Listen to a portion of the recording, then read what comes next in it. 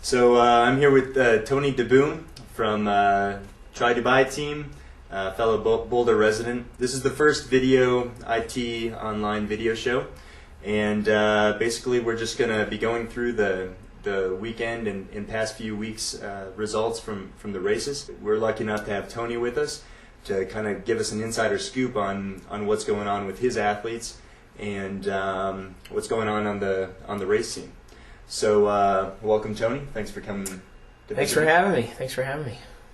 And I mean, you've been traveling like a madman these past few weeks. I was in St. Croix 2 weeks ago and heard from Franco that you were making the trip over from Wildflower. What was going on that weekend? Well, that's one of the big weekends of the whole season, the St. Croix Wildflower weekend. We had athletes at both races. We had a good chance at doing well at both races. So we decided that as the team manager, it was important that early in the season we have a couple of new athletes. It's important to have me try to make both races and make an appearance and a presence and kind of get friendly with some of the athletes that I'm pretty much friends with them all anyway, but just have a chance to kind of hang out with them and make sure they didn't have any questions or any concerns about dealing with a team or anything. So it's got to be a great for those athletes to have someone who knows the sport as well as you do.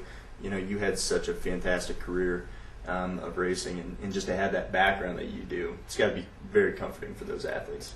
Yeah, I mean, that's kind of the role that I was hired to play on the team. Kind of bring the athlete perspective to the management side of things. So when the management wants to make a request to the athletes, they can go to me and say, Jesus, is this out of line for us to ask them to do this? And I can tell them, straight out, yeah or no, it's not. And like I said, I'm friends with all the athletes on the team, so it makes it very easy to deal with them. And they've all been real receptive to me kind of being in a kind of a boss type role with them. And it's really been, for me, it's a dream job. So. Run us through Wildflower. What happened at Wildflower with the race results, kind of the behind the scenes look. I know it was a record-setting day. Kind of walk us through that race. We were Wildflower's. Like I said, it's one of the biggest races of the year, and originally we had a really strong team going in, and one by one our team kind of started disappearing. Defending champ Simon had a little injury niggle come up, and so he kind of backed out, and Norman broke his toe, and so Norman was out.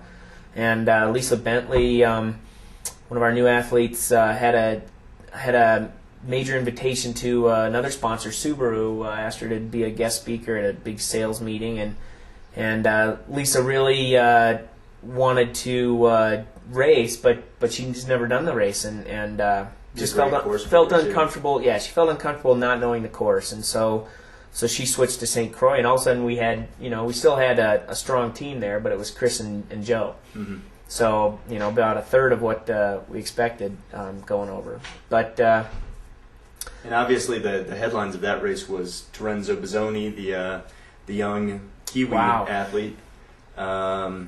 I mean, to hear people like Chris Lee drop jaws, say wow for a performance like that, and to see Samantha McGlone shatter Donna Peters' record. Conditions must have been perfect.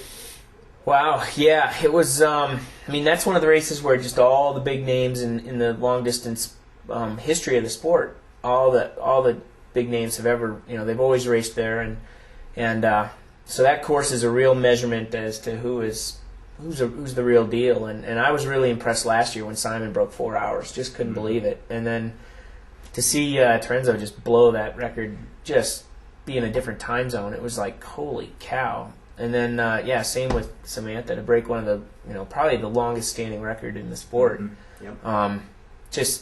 It had to be ideal conditions, but just two superb athletes. And Chris basically, the year he won, he went basically the same time. Chris had an outstanding day, just nothing you can do when somebody's as on as 401's not a bad time at Wildflower. No, I take a 401 at Wildflower, yeah. And on most given years, that's going to be the winner too. Absolutely, yeah. And I think Joe was just hoping for a little longer day. She just was finding her legs, and that's a course that you really need to do a couple of times to kind of figure out.